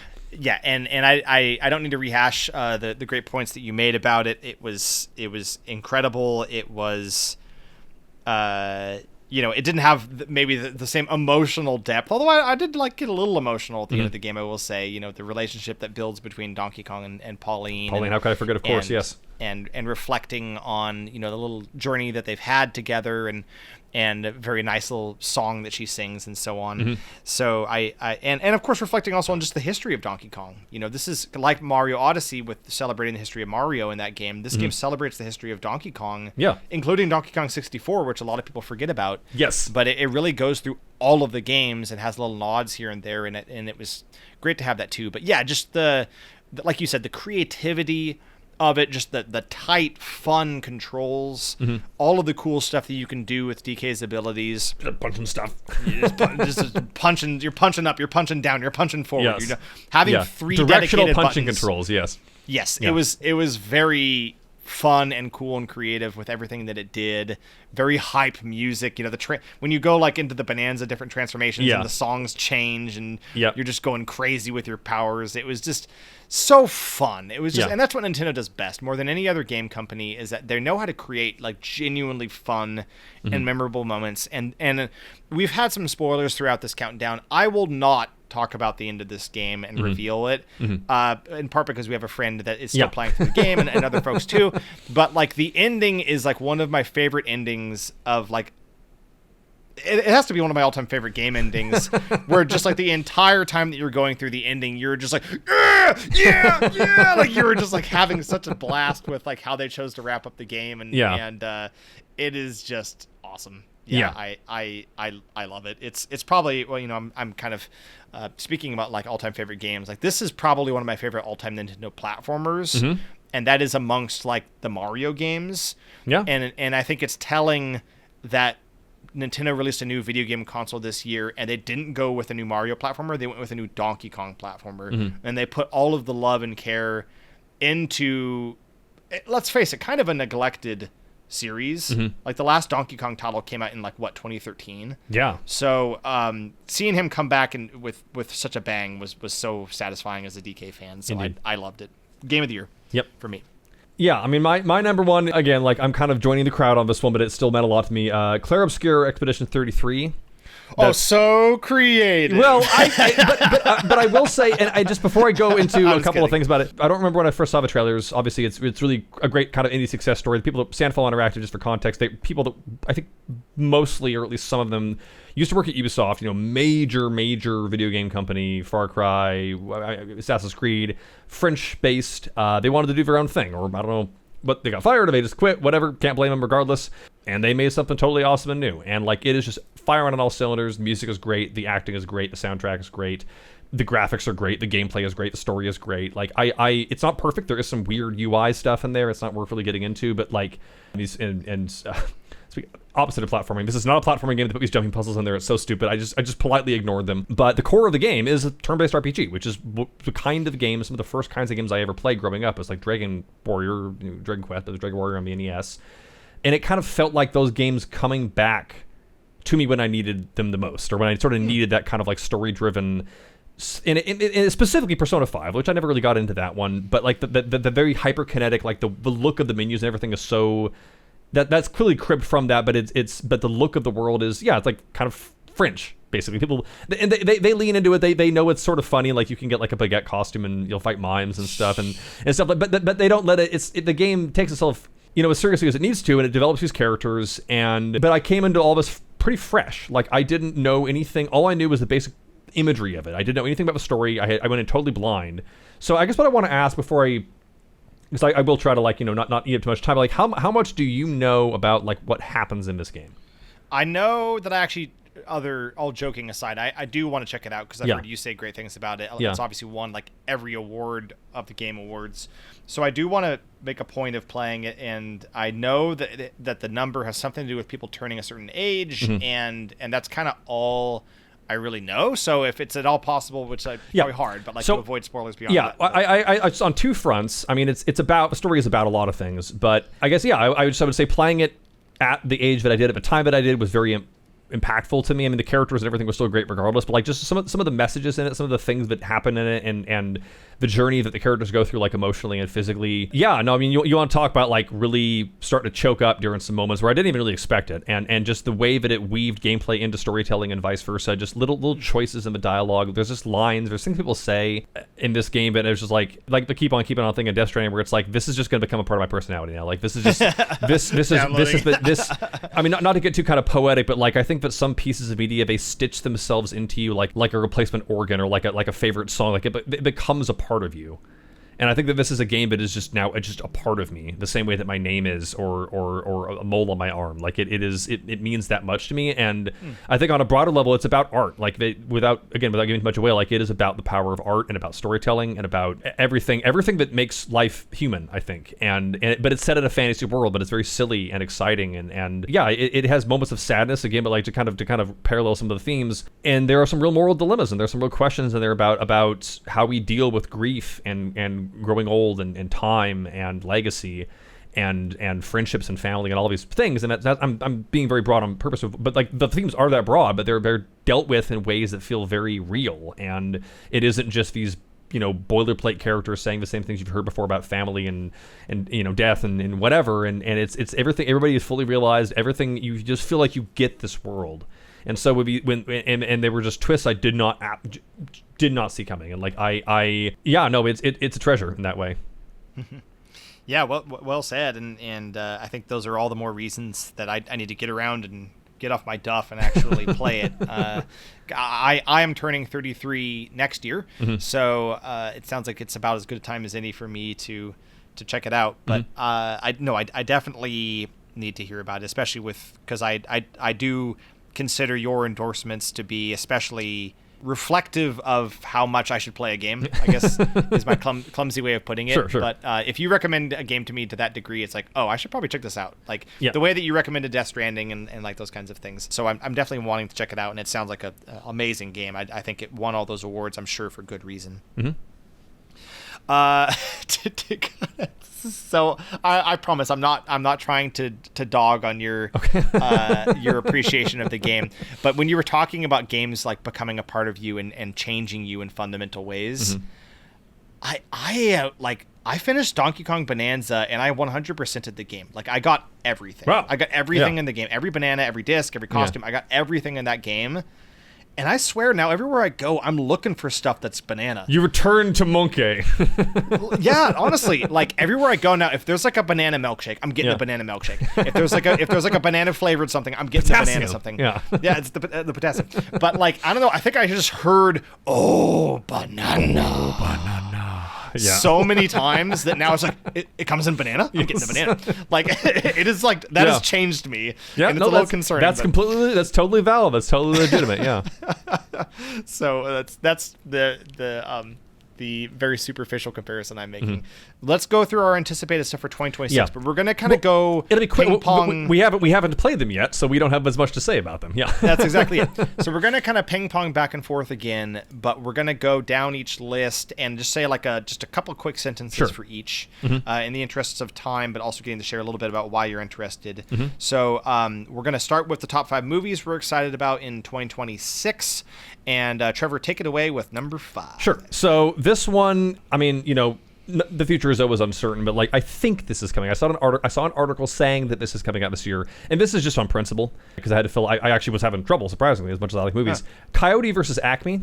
Supposedly, I saw that's coming out. Is supposedly actually coming out because, like, for people who Wow. don't know, this is one of those movies that was supposed to be like a live action / animated thing, Wile E. Coyote, and it got made and buried or something because of a tax write-off. I genuinely don't know how that works. I probably should. Tons of movies get made and shelved. There's a whole Batgirl movie that you're never going to see with Michael Keaton in it. I mean, just I'm getting heated over here, but apparently people heard about this and then they finally were like, oh, never mind, we'll put it out. Like, that's what I thought. So, like, it probably won't honestly be that good, but, like, just on principle, I just, like, if you get people worked on this, come on, like, let them have their day in the sun, whatever. Anyway, that's kind of there just as a, for the cause. Yeah. If nothing else, it's a win against the concept of throwing away movies as delisting, essentially, before you've even listed. Yeah. Yeah. Exactly. So in that sense, I agree with you. And actually, I just recently found out that's happening, which is so I'd like to see it too to support that. And I also like Wile E. Coyote. So there you go. My number 5 is Good Luck, Have Fun, Don't Die. I was thinking about that one. Yeah. I saw the trailer for that one, and I just think it looks really stupid, but it kind of looks entertaining and just kind of zany, kind of weird sci-fi kind of comedy action. Gore Verbinski coming out of movie director jail after Cure for Wellness. I'm still repping for that one, but no, I'm glad to see him back in the game. Yeah. Yeah. So I'm curious to see what that one is about. All right, number 4. My number 4, kind of piggybacking off of an earlier entry on my list, 28 Years Later, The Bone Temple. This is a direct sequel to 28 Years Later. It's coming out as quick as it is because it's a different director, Nia DaCosta, who did the Candyman Legacy sequel and a couple of other things. So I have a trailer, same cast who is alive and some new people and looks pretty cool. I mean, Danny Boyle is a very particular director, so I hope that it seems like it will, and I hope that it will carry on the vibe and the energy of the movie. There might be some different choices as far as how it looks, but just some of the characters and some of the stuff that looks like is going to happen. I'm like, even for these movies, I'm like, this is going to be so uncomfortable. Like, I don't like just horror action. I mean, without going into too much detail, there's like just the end of the last. That was the thing I forgot to mention. Like, spoilers without spoilers. The end of 28 Years Later, and I somebody like warned me a little bit about what happened. I didn't know exactly, but the end of that movie is one of the most insane. It's an insane, it like completely pivots in terms of tone and imagery. Like it's completely bizarre. I cannot, even though I could describe what happened, I wouldn't. But like the end of that movie is insane. But this continues it and makes sense out of it. Like it wasn't just like a one-off irreverent thing. It's like it was introducing new stuff that's going to happen in this one. And the things about it that might seem kind of goofy or weird when you first see it. In this one, I'm like, oh no, this is terrifying. Like this wasn't just a random irreverent one-off thing. Like this is actually setting up a whole new thing that's going to happen. Yeah.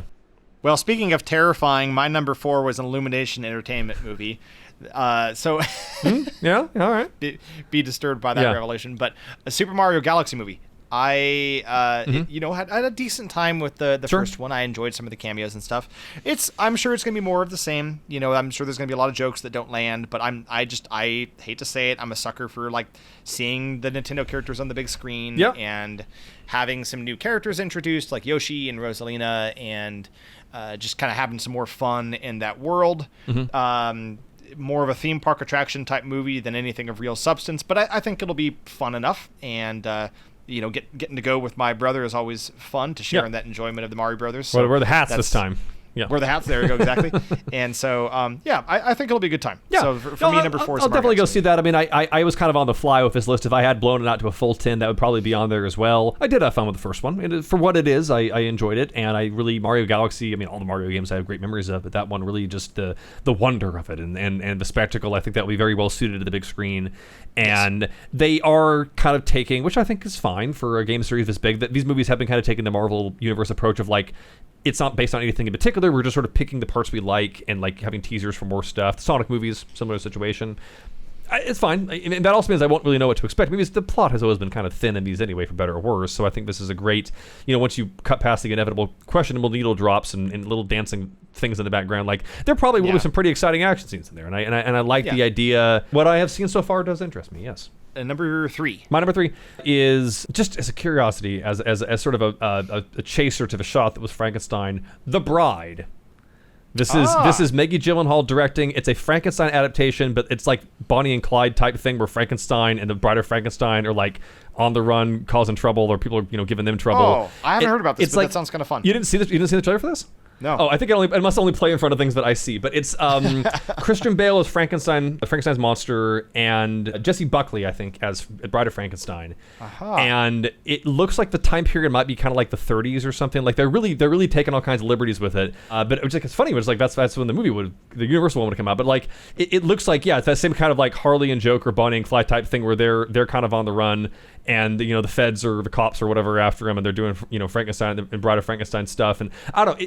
It looks like it really is heavy on the vibes, but it's fun. It's fun to see. We'll get this every now and then where you have movies in fairly close proximity of similar characters or concepts, but this totally looks like it's doing its own thing. And like it looks like it's like kind of darkly funny. It doesn't even really look like it's horror. It looks almost more like it's kind of like a crime dramedy sort of, with like obviously like spooky elements to it. But yeah, it's just called The Bride with an exclamation point. Yeah. I kind of like the sound of that. I actually, I'll have to look up the trailer after this and see what it's about, because I think that sounds like a really fun premise and another kind of reinterpretation of Frankenstein's monsters. So definitely would be interested in checking that out as well. My number 3 is actually it's Marvel's Avengers Doomsday. Okay. I am just curious. I don't even know if it's like an excitement to see it because I think I'll enjoy it.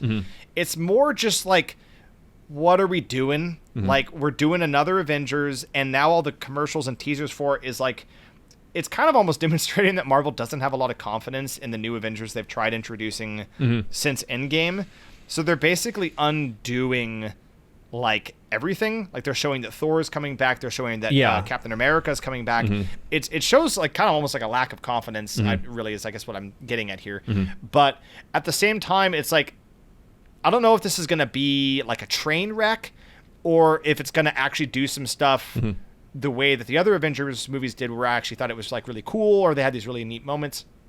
And so I guess I'm just very curious to see it and see whether it's something that I will like despise and be like insulted or if I'll see it and I'll be like, oh, actually, that was really cool how they did that and how they introduced all these characters and X-Men are coming back and stuff. So I'm just very curious to see that. Sure. I guess I've just ever since, and I mean, this is running long enough, and I'm not going to relitigate the Star Wars sequels, but this feels to me like the Marvel version or like the MCU version of Rise of Skywalker, where it's almost like an apology of a film. Yeah, that's a good way of putting it. Except in the case of that, I mean, Last Jedi, again, we're not going to get sucked into that black hole, but like, I think that I need to rewatch that because there were things about it that I think were legitimately bad, and there were things where I think everybody was just kind of in a certain mood on the internet in 2017. It wasn't quite ready for some of the things that movie was trying to do. Yeah. But regardless of how you feel about it, the next movie was just like, okay, forget it. We're bringing all this other stuff back, like the stuff that we think that you like, and nothing so bold really happened. It wasn't like they started making art house movies or doing, I mean, they just kept making some kind of okay Marvel movies of lesser characters and obviously always kept the door open. Like, unless somebody gets nuked at the end of the movie, like No Time to Die, like there's always a chance someone's going to get brought back. But they did, I believed. And that's part of why I liked, obviously. Like many people felt that Endgame was indeed the endgame for these very satisfying ends for these characters. And to just kind of walk that back, at least in part, just does feel like, again, what are we doing here? And I within Marvel, I always think of, from an otherwise unremarkable movie, but I always think of Loki's line from The Dark World: "You must be truly desperate to come to me for help." Yes, that's very much what's happening. Going back to these characters, but I will say the one thing, and obviously they're riding on this, and that's, I'm not blowing any lids here, but like the gimmick, I must assume, of having Tony Stark, having Robert Downey Jr. play the villain, like I think that's. I'm very curious to see what my guess, and maybe this was already revealed in a trade publication. My guess is that it is just it's not meant to be Iron Man in every universe. It just is a universe where that is just what Doctor Doom looks like. And intentionally or unintentionally, he sort of exploits that or causes a dilemma by looking like the flagship hero of this world's heroic characters. That's what I would write it as if that's, I don't know what's actually going to happen. Yeah, but that is I'm genuine. also very curious about that. And I will say, I mean, I didn't put Fantastic Four on my list either, but I thought that one was compared to the other Fantastic Four movies, which are some of the worst films ever made, it was okay. I think I was okay. Yeah, it was that meme. It's alright, but no, I thought it was okay. But I obviously Doctor Doom was part of that, so this is what leads into that. And you invite everyone and their dog is going to go see this anyway. So like, if someone invites me, I'll go. Yeah. I'll leave it at that. Yeah. Yeah, that's a good way to put it. Yep. But now that bringing me down to my number 2 here. I'm looking forward to Disclosure Day. Oh, I totally forgot about Spielberg that is one. back with another Alien Yes. film, and Yes. the man, has. I mean, there's nothing. I mean, Steven Spielberg. The name speaks for itself. We have so much media that has been, inspired by his works and a lot of the great things in that specific genre. Like, obviously, he directs everything, but he's a great example of a director who could do great dramatic films, everything. But like, he just keeps coming back to the well for sci-fi every now and then, and they always end up pretty good. I mean, your E.T., War of the Worlds, stuff that is very much, as time passes, they become very emblematic of their time, but they still really hold up. I think those movies hold up, even though it's like E.T. is quintessentially 80s, War of the Worlds is quintessentially kind of like post 9/11 2000s, but like, they're still good movies, and they're still very, of course, exceptionally well shot and acted. And this one, I'm excited. I don't know 100% what's happening. It seems like maybe sort of the conceit of it is that somebody like finds out like real deal proof that there are aliens, and they're like, I'm gonna say it, I'm gonna do it, basically, and like everything that kind of comes out of that. No, I hope it stays mysterious, but knowing the way things are these days, there will probably be 3 more trailers that are basically like a 3-act film. But I'm cool. Again, this is an example of like, I watched the teaser and I'm like, got it, I'm good, I'm into this, I'm gonna go in blind. Yep. No, that's one actually. Now that you mention it, that I'm also very curious to check out, and I'm wondering how it's gonna be, if there's gonna be some sort of a twist, and I'm also very excited to see that one. My number 2 is another Disney property. Sad to say, but Star Wars: The Mandalorian and Grogu. Okay. I had a lot of fun with at least the first 2 seasons of that show. I think were excellent. I think it's the best thing that's come out since Disney acquired Star Wars. And the what is it? The 3rd season was a little bit rockier. But the first 2 seasons I really, really like. And to see these characters doing stuff on the big screen instead of on the the small screen is I think is going to be a good time. And I like the way that they're kind of marketing it with the font and the trailers, where they're kind of painting it as some sort of kind of almost like a little Indiana Jones, like an old adventure serial. Yeah, like the font and everything feels very much like one of those serials. So I think it's, again, it's not so intellectually deep, but I think it is going to be a fun time at the movies. And so I'm quite excited to have a good time going back to see another Star Wars. That was one I'd almost kind of forgotten about. But I think because I fell off a little bit there. I did watch and did enjoy the first 2 seasons. Didn't see anything past that. I kind of resented the Boba Fett stuff starting to poke in on it with that separate sideshow, and then the deep fake loose stuff. I soured on it a little bit, and I am excited about it. I co-sign everything that you said in terms of the vibes. Pedro Pascal was just so cool as Mandalorian, and I love a little dynamic of Grogu, and seeing Sigourney Weaver still pop up and stuff is cool. So I'll definitely go check it out. But I think as long as I don't have to do too much homework beforehand. For sure. Are we both on to number 1? Yeah. All right, we're going to say our number 1 on on the count of 3. Ready? 1, 2, 3. The Odyssey. Yes.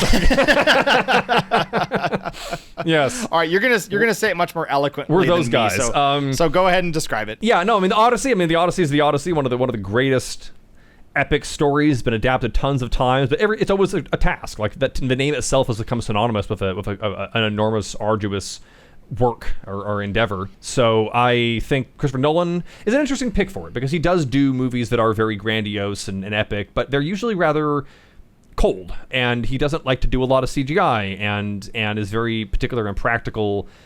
And seeing his take on this, I already know that there's going to be some haters. I mean, I have people that are very close friends of mine who just don't like his stuff. Oppenheimer is my favorite movie of that year. I've got friends that didn't even rank for, they just didn't even want to watch it. Like, I get it. Like, he's not as colorful as Kojima, but again, he has a specific, like, thing that he is and does, and the people that he works with. So it's like, Matt Damon playing Odysseus, I don't know, interesting pick. He wouldn't but have like, been my first pick, I will say. Yeah, and you know, Tom Holland, John. There's some interesting. There are some people in this cast where it's like, okay, well, these are just your friends. Like they're not bad actors, but I'm like, okay, this is just Christopher Nolan opening up his contacts and like, okay, I'm doing an Odyssey movie he was in. That being said, obviously this was a formative piece of fiction for civilization in general, or at least the Western world, and a lot of media that I've enjoyed over time, and I love the concept of it. Obviously, on principle, it's like I always think of it as a story where it's like this guy's just trying to get home, and all this other nonsense happens, and it does look like we are going to get a Cyclops. That's in the trailer. That's probably the most CGI that's ever been in a Nolan movie. I'll be curious to see how he handles that. It's not going to be much of just a guy's in a big llama costume suit as a. I feared the worst after some of his interpretations of characters, but for better or worse, it looks like he's finally going to kind of give into that. But no, I really like the way they marketed it too. Where I mean, everyone knows the story obviously, but you've got your basic trailer.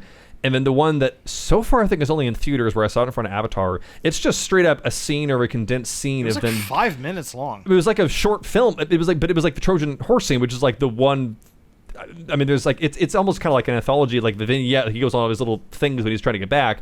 But like that was a really great way to do it, and it's got that great Christopher Nolan like the just dark and the rising action of like they're beating the drum and it keeps going up and like the tension of it. And I was like, holy cow! Like, I mean, if this is gonna be the vibes, I'm totally in. Yeah. Yeah, I got a little irritated when that trailer kept going because I was like, save it for the movie. Like, this is the Trojan horse is a big deal. Like, it's a big scene. Like, I want to see this in the movie. So I was a little miffed that like that trailer ended up being as long as it is, but it's still, you know, is giving me reason to want to see it. But yeah, for all the reasons you said, I'm also super excited for it. I love the story of the Odyssey. It never, I think, has gotten its full credit on being depicted in a way that did it justice. I'm hoping this will be the time. I'm hoping that he allows there to be more of the fantastical. Obviously, we saw the Cyclops. So it will obviously have, you know, will have fictional, fantastical elements to it. But there are a lot of really cool moments in that story that are really, I guess, you know, imaginative, as well as, you know, grounded in the more human sides of what Odysseus is going through. But it's a big story. I mean, there's a reason that, like, when something is a real challenge, you say, like, oh, it was a real Odyssey to get through. So he's got a real task in front of him. But if he can do it justice, this could be a really amazing film. Heck of a summer blockbuster, at least. Exactly. Heck of a summer blockbuster, no doubt. All right. Well, we got to do games as well, but we're going. I think we're at like over an hour and a half. This might be right bonus now. content. We'll see. Well, maybe it's real lightning round on this one. We're going to go real lightning round, kind of keep it short for each of these. Top 5 games we're excited for in 2026. The caveat I'll add is that for at least my list, maybe yours too, games especially, it's like, is this coming out this year or not? Yeah. So I have stuff on here where it's like slated for 2026, but it's kind of up in the air. I hit Control F in Steam and just anything that definitively said 2026, at least for now. Because again, the future is uncertain. But like, if it's TBD, no. But if it's like 2026, I'm going to take their word for it for now. So I'll start. Right. Number 5. And this, again, not a lot to go on here, but just on concept. Marvel's Wolverine. Same folks that worked on the Spider-Man games. I'm like, yes, let's get like a God of War style, super violent, like Wolverine cutting people up. And I mean, superhero games as a kid, they were like, that was shorthand for a bad game. Like Superman, legendarily bad on the N64. Yes. But then Arkham Asylum happened. And then like Marvel Spider-Man happened. And all of a sudden, I mean, there's some bad ones, but now it's like, shoot, like Marvel Rivals have been like top big games everyone's into. Even as the MCU is flagging, these games are actually still doing pretty well. The DC ones too, for that matter. So I'm excited about it. I'll be careful, but like, hear the reviews come in. But I mean, Guardians of the Galaxy game I thought was good. Spider-Man games I thought were both good. I got nothing but hope for this one. Yeah, I gotta be honest. We don't talk about the Avengers game, but otherwise everything else was good. Yeah. Yeah, I'll get out right in front of it right now. Actually, of the games I had on my list, I'm most excited for this one. This is my number 1 pick for 2026. Okay, yeah. Of the games I currently know of that will be coming out so far. Sure. I think that Wolverine's a really fun character. I've never been able to play a game with him as the character. I played a number of Spider-Man, Batman, like all these different characters. I've never been able to embody Wolverine in a video game and having it be like a big, you know, AAA, quadruple A, you know, kind of title, the way that they've taken the care and detail into like Spider-Man and Batman. I think it's going to be a lot of fun. Yeah. And then to have him doing his crazy, you know, rated M, you know, hack and slash style. It's almost like I'm projecting it's going to be sort of like a combination of like, Doom and Yeah. and the Arkham games. I'm like, Yeah, that sounds pretty awesome. Now I gotta go back and rewatch Logan. I gotta. Yeah. So, Yeah. but yeah, no, that's an excellent pick. My number 5 is Mortal Shell 2. I had a That's really my great number time 3. with Mortal Shell. Oh, Yep. there you go. Yep. Mortal Shell, the original, I thought was really visually distinctive. I thought it was cool, the kind of the core gimmick of the game, where you're kind of like this ghost almost going into different people and being able to sort of embody them and come back to embody to become these different characters and fight with their abilities, but then you're also kind of like learning about them, like getting memories about their life as you play them. I don't know. It was a really like distinctive style, despite also being very Souls-like in many respects. So I'm curious to see, especially now that the sequel looks like it has even more kind of action elements to it. I'm excited to see what they do with it. Yeah, no, and I'll do my number 4, and I'll say my piece on that too. But definitely agree with what you said there. My number 4 is Reanimal, which is a new game from the developers of Little Nightmares. Little Nightmares, they made another one recently. I think it was a different developer. It wasn't as well received, but they had this very kind of Tim Burton-y, like creepy creatures and little kids and outfits running around look. But like it's I guess what you call like a cinematic platformer. They were big for a while. They still make them, but like there was kind of an indie window with these games. They're kind of like loose physics puzzlers. And it is very specific about the aesthetic and this, as the title suggests, these creepy environments where you're this little person or this little persons that are trying to avoid these big mutated people, basically. And this is basically that, but the focus appears to be on animals, and there's co-op.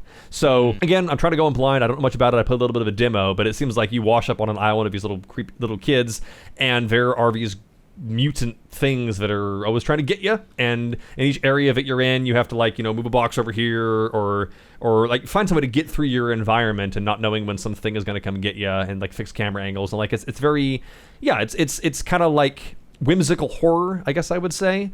So from how much I've enjoyed games of that kind and games before, that's on my list on that spot.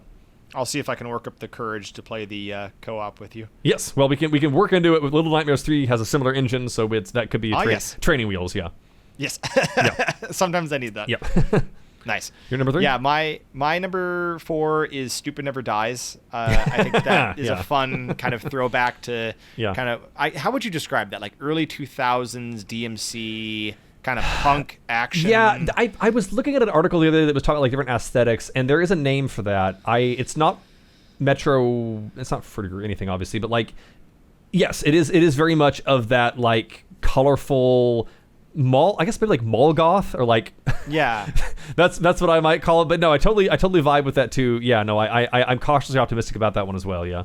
Yeah. I think it seems like a lot of fun. It's kind of like vibrant, but also kind of grungy. And I haven't played a game like that in a while that has that kind of style to it.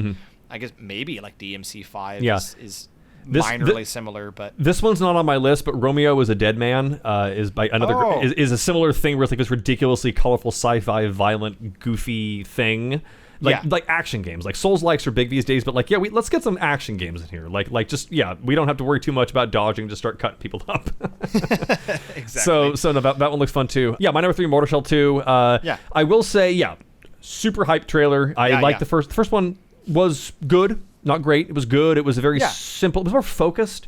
It clearly was kind of an indie effort, but I really had some pretty cool touches that made it stand apart for the crowd. I am definitely also hyped about how exciting the trailer looks. I would just say the first trailer kind of looked like that too, and that was specifically a lot of animations for like charge attacks doing the works. Like the game itself, I still suspect, I'm prepared for it to still be a Souls-like. I don't think there's ever been a game, for better or worse, that like started off a Souls-like and became an action game. I guess never say never, but I'm fully expecting it. But I like Souls-likes, so like if it also just again happens to have this cool system and has like better graphics, and presumably it's going to like improve upon or be more of what the first one was, because sequels tend to do that. So yeah, no, I mean I'm hyped for that one too. Yeah. My number 3 is actually Resident Evil Requiem. Okay. I played through Resident Evil 7 this year and had a pretty good time with it. It was a good experience. I had I think my first one I played through was Resident Evil 4, and so I've been kind of gradually working my way up in terms of like experiencing more modern and therefore more realistic horror experiences. And I feel like I'm finally a big boy now to where I can try playing a contemporary Resident Evil game and trying to experience it in the same time as everyone else instead of far later. So I'm curious to see what it's about. I like what's his name, Leon Kennedy, who's coming back in this. So it's cool to see that he'll be a character, and I'm forgetting her name, but there's the new protagonist as well that will be in this. And I'd be curious to check it out and to see. To see how it goes. I vicariously experienced Resident Evil 8 through watching your playthrough from start to finish, and quite enjoyed that. So I think it's time for me to experience a new Resident Evil game. Yeah, well, So and that's absolutely, and that's my number 2. And to just kind of dovetail right there, I have become aware of certain aspects of the game, but I've been trying to avoid materials because, again, I know I'm going to like this. And the Resident Evil games are actually a pretty good entry point for horror because, and they've struggled over time with finding this balance because they keep kind of swinging the pendulum. But I think where they work best and where people seem to like them the most because they've been leaning more into this is they are scary and they have scary moments, but they also have these have historically been Japanese developed games that are inspired by like American action and horror movies, and you have this cheesiness of like, you're rescuing the president's daughter, as I did before. Like that's basically Escape from New York. Like it's leaning into that and being very deliberately kind of silly sometimes. And there are moments where it doesn't take itself too seriously, but when it flips the switch, like when the moment needs to be scary, it is scary. Like the Beneviento house. And Resident Evil 8 is one of the most terrifying things. But then you also have parts later in that game where the enemies are bantering with you, and there's like a lot of goofy comedy, and the specific flavor of those games, the blend of the tone, is something that even after all these years, I think they're still figuring out. But I think that I think they figured it out, and I'm really excited to see this continue. Resident Evil 9 Requiem, the full title being so absolutely. Right. I think that's coming out next month, February, right? Yep, next month. All right. Something to be excited. Yeah. So my number 2 is Control Resonant.